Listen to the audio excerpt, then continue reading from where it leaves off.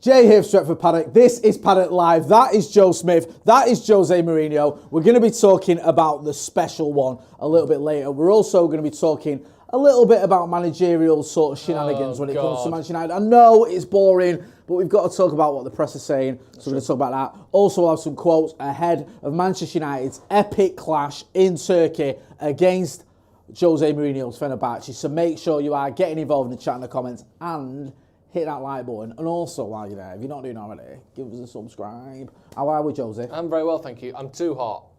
But really? That's probably just because these news stories are getting very spicy tonight. Oh, is that what it is? Right, yeah, it must be. Jose Mourinho, he's always good value, isn't he? He's always good for a quote, for a soundbite, for a snippet. He knows what he's doing, and we'll get into that, obviously. Also, this other links to different managers and United looking at alternatives to Ten Hag.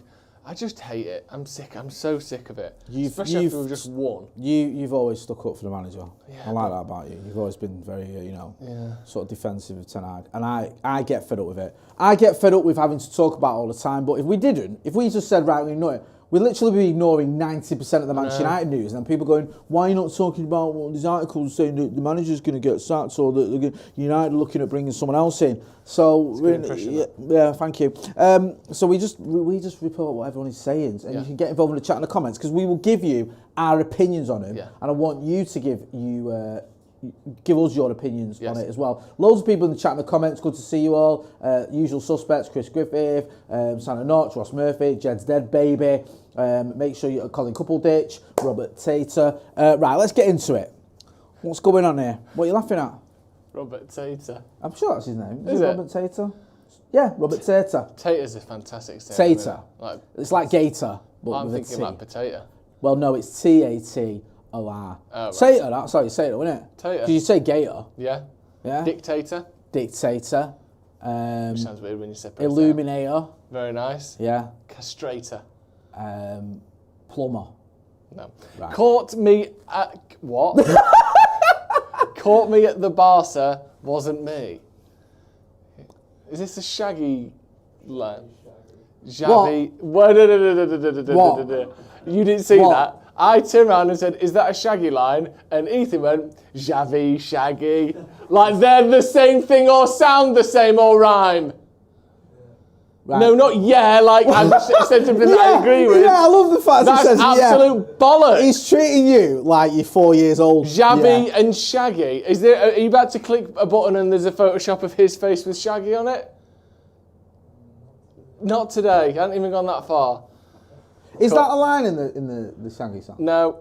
Caught me at the Barca, wasn't me, is it? That's not a line, is it? Caught me at the Barca, wasn't me. That's not a line. She even caught me at the new camp. The new camp, wasn't me. No, doesn't work. Sorry, we tried to make it work for you. Absolutely. Because I like to help you guys out. No, actually, don't be like this. That's stunningly crap, that. Don't point to someone else and say it was them. Right, hang on a minute. Let's just tell the viewers at home what we're witnessing here. I'm witnessing a bunch of people with fast food scattered all over the production desk. Eating stolen Skittles. Eating Skittles and chicken wings and fries, rather seductively, Ethan, which is a bit weird. And drinking milkshake and just faxing it in with this half-assed Xavi, Shaggy, Barca wasn't me drivel. Right, go on, son. Also, caught me at the Barca wasn't me. What's that got to do with this story? Yeah, what has that got to do with What is this the pun? Let's say that Xavi was the name of the person who sang wasn't me. What has that got to do with this? It might not be the reason why they were in Barcelona. It might not be the reason why they were in Barcelona. Let's get into this. This is from the Daily Mail. Let's just go through this. Xavi Hernandez is emerging as a potential target for Manchester United if the club decide to sack manager Erik ten Hag. Intermediaries have made contact with the former Barcelona star twice in the last few months. A four-man delegation led by Chief Executive Omar Barada flew out to Barcelona last Thursday, although United sources say that a number of high-level meetings have taken place in the Catalan capital recently because co-owner Sir Jim Ratcliffe has been there to support Ineos Britannia sailing team in their battle with New Zealand for the America's Cup. Ten Hag's assistant Ruud van Nistelrooy would be an obvious short-term replacement, and Xavi has also made it clear that he doesn't want to coach in Spain again. So, there's a lot of things going on here. Here's the first thing. Intermediaries have made contact with the former Barcelona star twice in the last few months. Your thoughts on that? Do you think it's true? Potentially, I don't know. Like people like Xavi, because you remember him as a player, and he has got a certain pedigree as a manager. But I'm proper basic in my arguments, right? And it just feels a bit like the Eddie Howe thing of we're going and getting the manager that Ten Hag beat. Yeah. Like I don't know if you said Eddie Howe's beaten Ten Hag, but when it came to it, like Ten Hag got the better of him, didn't he? And now we're going to go and get him. One thing I will say about Xavi, he did win the league with an absolutely shambolic Barcelona.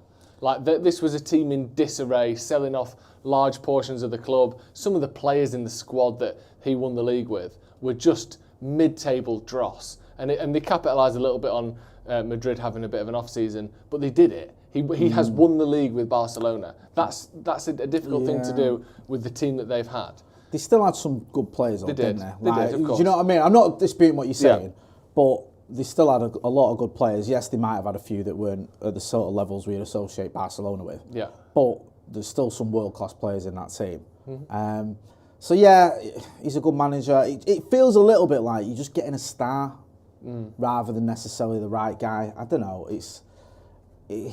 I'm not overly excited about this. I feel like I'm more excited about what he was like as a player, and that's not right.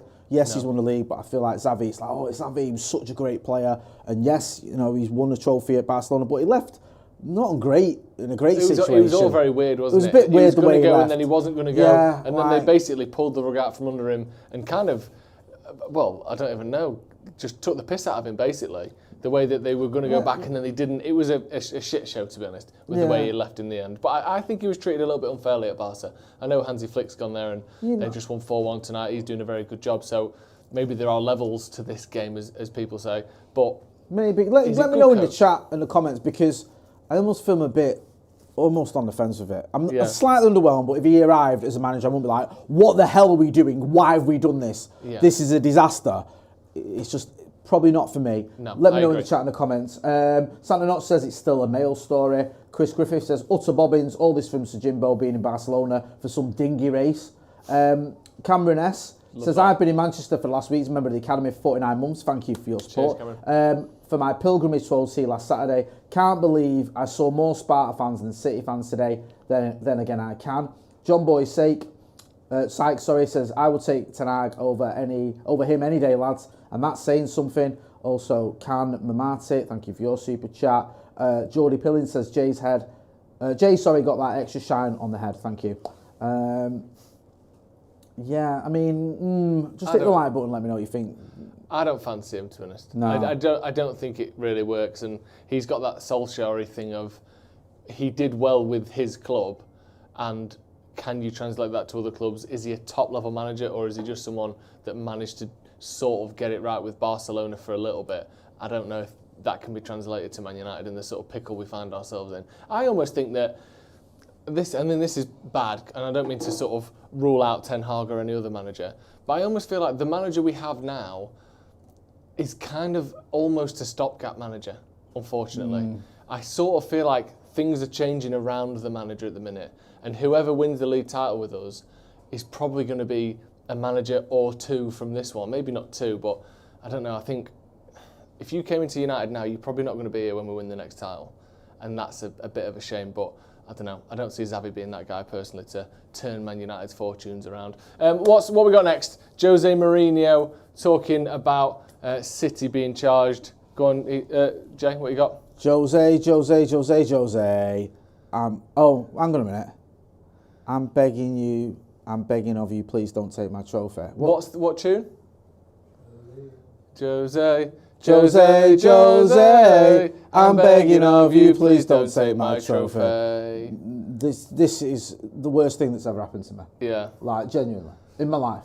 So is that... I have never, ever had anything worse than this pun that's happened to me. Genuinely. In my 44 years on planet Earth, this is the worst moment of my life. Like, honestly. Like, if I took a lie detector test and I said to me, what's the worst moment of your life? I'd say the pun that they did for Jose Mourinho and the trophy, and it'd come back, I'm telling the truth. He's telling the truth. Right, just to let you know. Oh, it was Adam's idea, was it? Well done, Adam. You've been responsible for the worst moment of my life. Right, go on. What? So this is Pep singing that to Jose, is it? Why is he singing Dolly Parton? What? He's a country fan. Sure. Absolutely ridiculous. Do you know what? You're making it worse. Yeah. You're making the worst moment of my life That's even worse. That's just, it doesn't, like, I don't know what's happened tonight, but these aren't even real, are they, if you know what I mean? Do you know what it is, right? It's when Adam Ashton's back. Yeah. Right? He's in the They've got gaff. McDonald's. They've all got McDonald's. They've all had a few They're numbers. producing some of the world's shittest puns. Yeah. And they're and just it's like, loving it, the aren't stories are a bit wishy-washy. They're egging each other on, like they do. Like, oh, that was go on. Why don't we do Stealing skills that? from the back room. Yeah, why don't we do that? Go on, put that in. That'll be really funny. And it's just, this is what we've come up with. I think Jose's reaction says, oh, that's how I'm feeling about these puns. Unbelievable. Let's get into this then. Jose Mourinho has cheekily claimed he's not given up hope of earning a title-winning bonus from 2018. Mourinho said in his pre-match press conference ahead of the Fenerbahce versus Manchester United game in the Europa League tomorrow night, as you know, we won the Europa and we finished second in the league. I think we still have a chance to win that league because maybe they punish Man City with points and maybe we win that league and then they have to pay me the bonus and give me the medal. Mourinho also praised United for keeping faith with Erik ten Hag. It doesn't make sense for me to be thinking about what happened and what didn't happen. What happened for sure, because it's very objective, is they keep faith in the coach. They support the coach. The coach is staying season after season and that means stability. It means trust. And they are giving him conditions to keep developing his job. That was different in relation to me. He hasn't necessarily praised United in that quote, would you say? He says he's praised United for keeping faith with Ten Hag. Would you say he's praised United at all there? No, I saw this being sort of spun as that, and I don't really think he is. He was pretty on the fence with everything. He said the right things. Obviously, he doesn't want to be too sort of disparaging about Ten Hag. He's not really like that anymore, Jose. No, I know he's got an edge to him, but he's a bit more. He sort of can get into that elder statesman role at times. I saw him do it a few times at United with other managers, and I think he's always had that little bit of a sort of, not always, with certain managers like Arsene Wenger, for example, but he does have a little bit of the managers' union about him sometimes, and also it kind of fits in with the narrative he built around United that. What did he say? It was his biggest achievement in football because the club was a mess. I know obviously it's slightly different now, the hierarchy for Ten Hag, but he was still working under Glazers when he arrived. So I'm not surprised by what he said. I don't think he's necessarily praising United. It's almost, other than the City punishment thing, which is funny, it's almost completely meaningless, isn't it? Yeah. It's like he's always going to fight his corner, Jose Mourinho. I just feel that with Jose, because he does have that charisma. And he is still, I think he's still pretty likeable, Jose Mourinho. Yeah, me too. And I don't think that his whole tenure at United was bad enough that everyone hates him. No. It doesn't, and I saw that when he came back to Old Trafford as a pundit, there was a bit of a good reaction to him. You remember the footage or the still of him waving to the crowd? I saw a few people shouting, like, why were you cheering him on? But on the whole, when you look at it, you think second place finish and 2 trophies, not too shabby. It's just the way he ended it was like self-destruct mode. So it makes sense what he's saying. What do you make of it? Yeah, I think it's just Jose having a laugh in it, as he typically does. And again, like you said, he's sort of reiterating and reaffirming this whole thing of, I was treated like shit, and it was amazing that I did the job I did under those circumstances. He sort of gets the greatest hits all going at once, doesn't he? I should have won a league title, or I might win a league title. They, were very different to what he's described as giving faith to the manager and all that. They weren't like that with me, and also reminding everyone that we finished second and won a Europa League. It's just classic Jose, isn't it? I mean, it would be amazing if we did win that league title, which I don't feel like is going to happen. I don't feel like they're going to strip them and then give it to second place, because that opens a massive kind of, mathematical worms to deal with. But it would be fantastic. Has that ever happened before in football? Because when they stripped Juve, them ones, they didn't give it to the second place. They just void them all? No one. Yeah, I think it was at the 2004, 5 or 3-4, whichever it was. Conte was at Juve, wasn't it? No one won it. Right. No one won that title that year. I don't know if there are any examples of people. Was it Conte or was it Capello? No, I think it was. I don't know who it Can't was remember, actually. actually. Anyway, whoever it was, I don't think the second place won it. Just no one won it that year. Fair enough. So yeah. John Boy Sykes says he's the best we've had since Sir Alex, lads. He might be. He's certainly the most talented manager we've had since Sir Alex. He's got the best CV. Got the best CV. Yeah. But he's weird because he self-sabotaged Jose. He did. I don't care what anyone says. He made decisions to deliberately lose football matches because he wanted to get sacked. Yeah. I will die on that hill. You cannot tell me when he was taking off Victor Lindelof and leaving Scott McTominay in defence, he was doing that for the good of the team. He was making a statement. He gives up and he explodes, doesn't he? Yeah, he'd had enough. Yeah. He was fuming that he finished 19 points behind City, and we brought in Fred, who he said he didn't want, Diogo Dalot and Lee Grant, and he couldn't physically get where he wanted to get. For Jose Mourinho, has always been a manager who's been backed. He's had success when he's been backed, so he's got a squad of players that are very, very good. Some of them may be aging, but he can get a tune out of him. He wasn't backed the way he wanted to be backed. He was raging. He gave up. That's my opinion on it. And whilst I always liked Jose Mourinho, and I spoke to him a couple of times in press conferences, he was always all right with me as well. He made a joke about my hair once, my lack of hair. So I was always quite sort of relieved he didn't shout at me. But you know, I don't want to rewrite history and say he was wonderful. I've seen a few people doing that recently. He wasn't. It was Capella. It was Capella. Yeah, sorry, I thought he was. Manager. But yeah, it's just I do love Jose. I hold some love for him still. Do you know what the weird thing is? In 2016, when he was appointed, even at the end of that first season, like at the time, and people may scoff at this, but I felt happier we'd got him than City having Pep at that time. Yeah. I felt it was like, this is the one for us. We got the one. Like, I don't know now, in hindsight, you go, well, that's ridiculous. Pep's, you know, obviously, probably, you know, a much better coach. But at the time, Pep had been at Bayern. Yes, he'd won loads of titles, but he hadn't really done in Europe what they'd wanted him to do. Yeah. Don't forget, when he got to Bayern, they'd been to back-to-back finals, and he'd never got into another final. And won a treble. Yeah. So there was that element. Jose had won a Premier League title. Then after that first season, we both ended up in the Champions League, but we'd won 2 trophies. So even after that first season, you think, okay, City finished 3rd, we finished 6th or whatever it was, but we'd won 2 trophies and ended up in the Champions League anyway. Yep. That's a better season. Obviously, the rest is history. Pep kicked on. Jose went backwards. Yep. Wasn't helped, obviously, by a pretty poor transfer policy, and the rest is history. I think as well, if people who remember and who were around, obviously a lot of our fans do remember, but the sort of the fear and just the gravity around Jose Mourinho when he was managing that Chelsea side, those first couple of years, it was like, I mean, obviously, I remember Wenger and Ferguson back and forth in Arsenal, but I was a kid when that was happening, really. I think I was 11 years old when Jose arrived, or 10 years old when Jose arrived at Chelsea. And those first few seasons there were my first proper memories of, I actually kind of get this a bit now, football. And it was like, he was just this dominant, unbeatable, horrible, never concede any goals. That Chelsea side was just so harsh and hard, wasn't it? And like, I think that people sort of forget, if you're younger, or if you, say you're 20 now, your first memories of Jose were maybe that last season at Chelsea, or when he won the league there, and then, oh yeah, he's a good manager. But the fear that he brought with him from Porto to Chelsea to Inter to Real to United, like, it was just phenomenal. And that spell from about 2001 to 2011, or 2010 especially, when he did what he did with Porto, Chelsea and Inter, you know, even now, I've never seen anyone like it. Pep's never done that, taking teams that hadn't won stuff and winning the biggest trophies in the world with them. Pep didn't do that. Pep took teams that were great and made them some of the best ever, but Jose took teams that were capable of winning nothing and winning everything. That is a phenomenal thing he did, and I think, you know, if you're not of the right age or you sort of forget, it's hard to overstate how brilliant he was for that time. I mean, like you say there with Porto, UEFA Cup one season, Champions League the next. It's unbelievable. That's ridiculous. And I listen, we were robbed. Paul Scholes scored a perfectly good goal against Porto. I get it. Yeah. But Jose still won the Champions League, and then to go to that Inter Milan team and win the treble, which was just unreal. And then even, like you say, going up against Barcelona in that Champions League campaign and beating them. And going up against them, they probably would have won 3 in a row. Yeah, of course they would have, 100%. Yeah. And then going up against them in the league and winning, I think he won the La Liga eventually as well. Not the same season, but obviously not the same season as at Inter.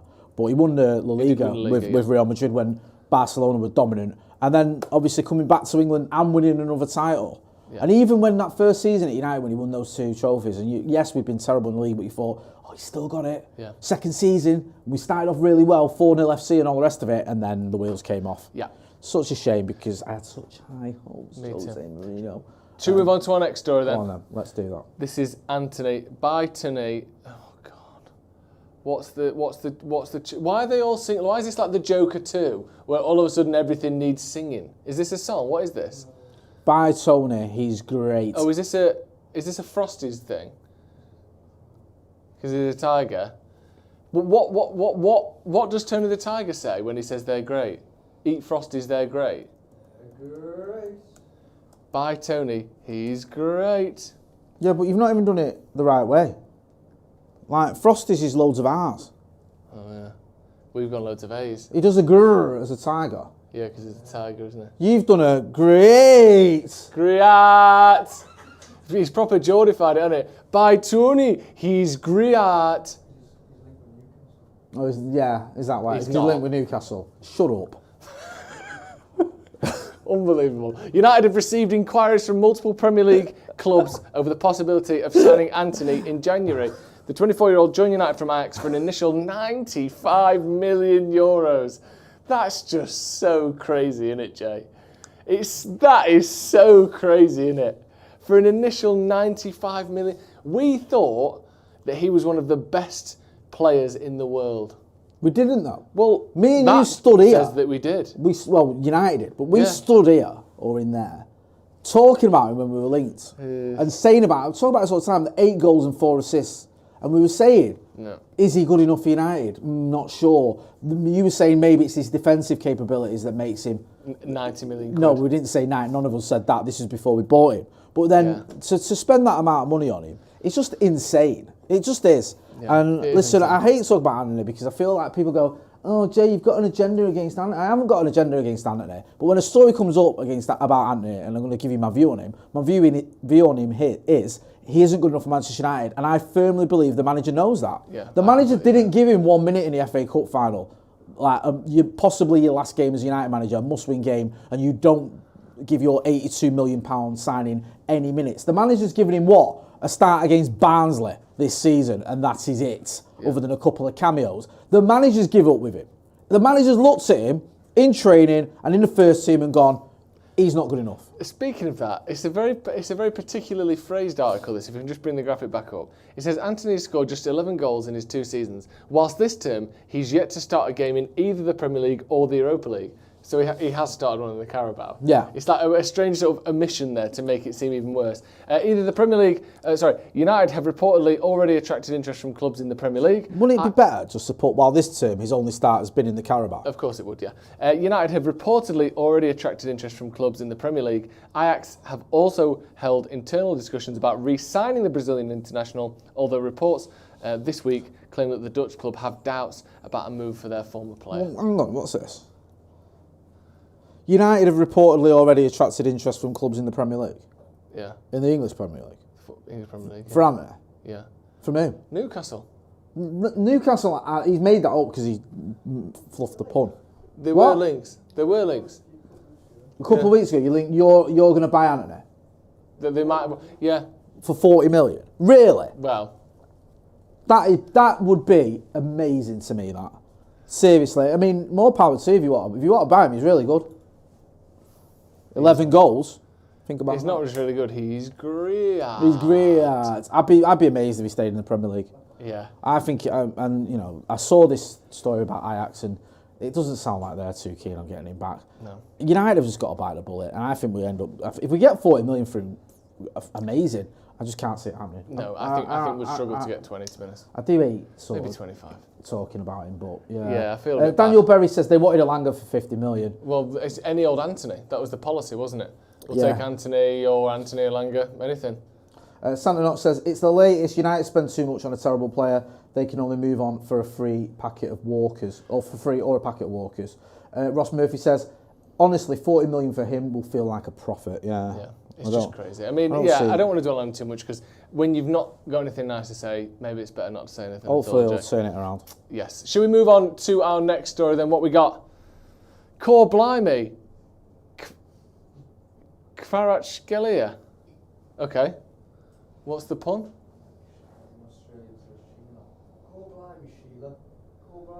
No, hang on a minute. No. The Australian? No. What are you on about? So I'll repeat what he said. He went, like Australian, like, Core Blimey, Sheila. Oh, the Australians don't say Core Blimey. That's Cockney. That's Cockneys. Don't say, oh yeah, that's a good point. It's a terrible point for you. What? Don't point to everyone else all the time, Ethan. Take some responsibility. Core Blimey, Sheila. Right. What in the fucking... What the fuck is this? How are they all this bad this week? It's the same you. Why? What's happened? Core blimey, Kvaratskhelia. What? You've done it justice there, I will say that, Jay. I don't. And also, like, what's Australia got to do with anything? No, not Sheila. Fuck off. United have stepped up their scouting mission for Liverpool target Kvaratskhelia. Manchester United, we'll just call him Kvara from now. Core blimey, Kvaratskhelia. It's like G'day Sheila or something, isn't it, in Australia? Core blimey. You two idiots sat there and came up with that between you. Like, what is wrong with you? Yeah. It's really bad, this, isn't it? What? Shut up. Yeah. Again. Correct. Kvara within sorry, let's do this again. Manchester United have sent a representative to watch. In my head now, that representative is gone to Australia. That's what my brain is imagining. He's on a flight to Australia to see this guy who's Georgian. Manchester United have sent a representative to watch Kvaratskhelia with the Napoli star still not agreeing to sign a new contract. Kvara's current deal with the Serie A side is not due to expire until 2027, but his future has been much speculated upon in recent months, with a move to the Premier League said to be of interest. The player's agent touted a move for his client over the summer. I don't want people to think that Kvara wants to stay at Napoli. What? Mamuka Jugali told Georgian outlet Imedi in June, "We want to leave, but we're waiting for the end of the Euros so as not to disturb Kvaratskhelia. The priority is to join a team that plays in the Champions League." What are you laughing at? Just everything. It's all too much. Honestly, I can't cope with everything that's going on. Right, so what's happening there? So these article, this agent spoke in the summer about wanting to leave. Basically, everyone seemed to want to leave that Napoli side that won the league there. Yeah. He hasn't left. He's still there. He's a decent player, a good player. Right. Do United even want him? Is there even United have sent a representative to go and watch him? It feels a little bit wishy-washy. This is all this United have sent a representative. United are monitoring. United are just not interested in these people. Tabs. Honestly, loads of people in the chat. Come on, Duff Mid says Jay and Joe can't keep up with Ethan's 4D chess. Matthew Minor says Jay's definitely had a few. I've not had a few for over 10 years, but I feel like having one after this shambles. Nomad Joe says hard to do a pub with his name, to be fair. Yeah, but you can still do better ones than a hybrid. No, Ethan, just when he heard that, he went, yeah. Yeah, you probably... You know what? We've done a great job, haven't we? Me. Vine Navneet says Napoli won't let him go. Yeah. Michael Timperley Mike says, can we get back to corn on the cobby? I think Napoli would let him go, just back to that last comment. Yeah. Because if he wants to leave anyway, they want money for him. Napoli are a club that typically, I know they sort of drag their heels a little bit on selling players, but they want cash. And if they can get 60 million for him with 2 years left on his deal, they'll take that rather than lose him on a free, I think, personally. Yeah. I think he is gettable. Yeah, I definitely do. One to keep your eye on. I don't know, maybe. Yeah. It doesn't strike me as something that I expect to happen anytime soon. I'm scared to ask what well, next. Yeah, I don't think this deal's closed, but maybe it's not too far away. That's better than anything these geniuses have come up with Don't tonight. wink at me like that's what you would have said. Right, what's our next story? Come on, you try and bring it back. Oh, don't look. How do you like those apples? I actually quite like that one. Apple in his hands. What do you make of that, Jay? Compared to what we've seen tonight, that's amazing. That's brilliant. Honestly, that's Emmy Award really winning, good. that one. It is. Do you know what I mean? This is like Police Academy 4. Yeah, this is brilliant. Yeah, Compared to what we've Citizens seen, on Patrol. this is absolutely amazing. Yeah, And really that's saying something. well done. And that's the 4th worst pun I've ever seen. Yeah, it is. And it's by far the best. It's the best tonight. Yeah.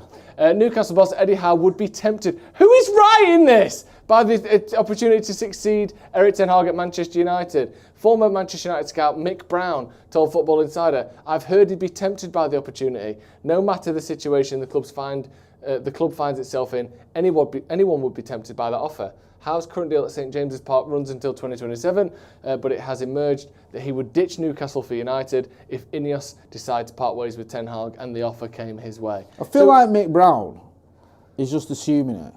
Because it says, I've heard he's tempted by the opportunity, no matter the situation the club finds itself in. Anybody would be tempted by that offer. Yeah. I think that's what he's just thinking, rather than he knows. Like, it just feels like he's just sort of going, yeah, anyone would have it. Who would? Anyone would want to leave Newcastle for Manchester United. So Would you want Eddie Howe at United? No, No. not at all. Like, he got relegated. He's won now. Eric Ten Hag beat him in the cup final. Fucking what? That's just not even a sideways step. No. Like, why are you getting him in? Yeah. Of all the managers available, you're going to get someone who's never won anything and has been relegated from the Premier League. The only thing that is That's remotely insane to me, desirable about him is that he's got experience of managing a club that is under new ownership and going through sort of quite drastic changes. But that's it really, isn't it? That's the only thing he's done in his career where you go, actually, he was the manager of Newcastle when the new owners came in or shortly after. Maybe if he could be the same for Man United, take a team and make them focus on the pitch while things in the background are slightly tumultuous, that's a good trait to have. But everything else except from that isn't there. It doesn't make any sense except for that single reason. To me, that's not enough. It's not enough. No. I mean, his managerial record, he did quite well at Bournemouth for some time. I think he sacked at Burnley, I think, when he was a younger manager. Like, obviously, Bournemouth eventually got relegated, didn't have... Resources weren't great, to be fair to him, but, you know, he did well when he came in at Newcastle. But then they've also had a bad season under him. So, not this season. I mean, this last season, they didn't do what they wanted to do. So, it'd be the most underwhelming appointment in my lifetime. Yeah. Like, genuinely. Yeah, like, I agree. that'd be... No, there was more excitement when Ten Hag joined. Even when Moyes did. Even when Moyes did. Yeah. Like, with Eddie Howe, it'd just be like... Moyes did better with Everton than he's done with Newcastle. Yeah, 100%. And I genuinely believe that. He's like, David Moyes finished 4th with Everton, finished 5th, I think finished 6th a couple of times as well. Like, he had a better CV than Eddie Howe. And also, David Moyes was coming into the champions. Eddie Howe's coming into a team in disarray. I'll name this podcast later as gifted a Paddock membership. We appreciate that. Extra content on the members section. Full boss Taco Man says, how is a busted flush? Amazing at Bournemouth, crap after that. I don't think he's done all right. And do you know what, right? Eddie Howe might end up going to an Arsenal or someone and doing really well. He's only young. There is a good chance he could move on from Newcastle eventually and achieve big things and maybe even one day, you know, win a big trophy. But I doubt it. Yeah. And I don't want to be the club that takes that pun on him. No. And also, I don't think him doing that at United in the next 6 to 8 months is the way he's going to do it. No. I don't see that being... If he could possibly win a league title, it would be the way sort of Brendan Rodgers nearly did at Liverpool or something like that, where you've got a lucky, very good crop of players and you just have the momentum that Newcastle had in that first season and it rushes you to a title with a star man scoring 30 goals. But this United side, with him in charge, doesn't do anything. Who's that guy you've got as your assistant, Eve? Is it Jason Tyndall? Yeah. I can't have him in the fucking dugout. He can't be there. Posing for the camera. Do you know what I mean? We'd get torn to shreds with him there. And he'd love it as well, wouldn't he? He would, yeah. Man, all that attention. Nah, man, not happening. Have you got any more? No, I'm fucked for that. Right. Thank you to everyone who got involved in the chat and the comments today. Really good discussion. We're going to be back tomorrow. Yes. Me and him. Yeah. Who's with us? I think we've got Joe Maguire and Ronaldo. Big show tomorrow. Big show for the watch-along tomorrow. Big watch-along. Huge game. Huge game. It's going to be live from 7. Also, in the morning, we're going to a special video out with the 58, the 1958, now the FC 58. They'll be talking about their fans coalition and what they're doing to try and get fans together and sort of push the club forward, or not push the club forward, sort of get what we want out of the club, get a dialogue going with the club, sort of have that relationship where we can start sort of holding Ineos's feet to the fire a little bit as fans. So we'll hear what the lads had to say. It's a really good chat. That's going to be out in the morning. Make sure you're not doing already. Go and check out Sloppy Joe's podcast. That's with him and Ethan. And don't let the puns put you off. It's very, very funny. You know where to find me. That's been Joe Smith. I've been Jay Motti. This has been Paddock Live. Thanks for watching.